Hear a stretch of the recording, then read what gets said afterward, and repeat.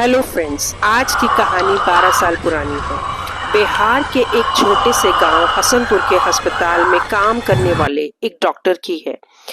एक रात ज्यादा मरीजों की वजह से रात को 12 बज गए थे। उस रात तेज बारिश हो रही थी और भीगते भागते अपने घर पहुंचा। फिर अचानक दरवाजा खटखटाने की आवाज आई। मैंने सोचा इतनी देर रात कौन आया होगा। मैंने दरवाजा खोला और देखा कि एक लड़की जो बरसात में भीगी हुई थी और रोते हुए बोली, मेरी माँ की तबीयत बहुत खराब है, आप जल्दी चलिए नहीं तो वह मर जाएगी। मैंने उसे कहा सुबह अस्पताल ले आना। लड़की रोने और गिड़गिड़ाने लगी। मेरी पत्नी को उस पर दया आ गई और मुझे उसके साथ जाने को कहा। मैं उस लड़की के साथ जाने को तैयार हो गया। सुनसान रास्तों से होते हुए वो लड़की मुझे 5-7 किलोमीटर दूर एक दूसरे गांव में ले गई। मैंने सोचा कि ये लड़की इतनी रात को यहाँ कैसे पहुंची।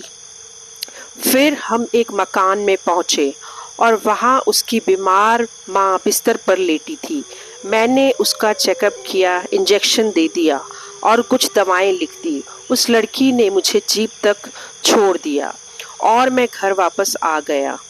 अगली सुबह मैं जब अस्पताल के लिए जाने लगा तो सोचा रात वाले मरीज से मिलता जाऊं।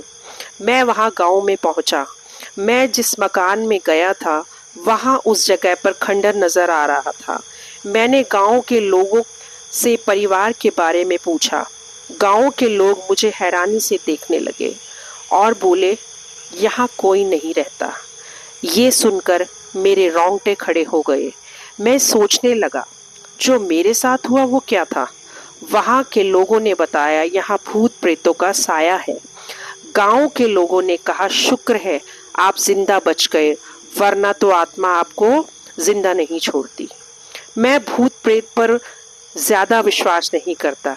जब गांव वालों के साथ उस खंडर में पहुंचा तो खंडर के बाहर मेरी जीप के पहियों के निशान थे और वो इंजेक्शन और दवा भी वहीं पड़े थे।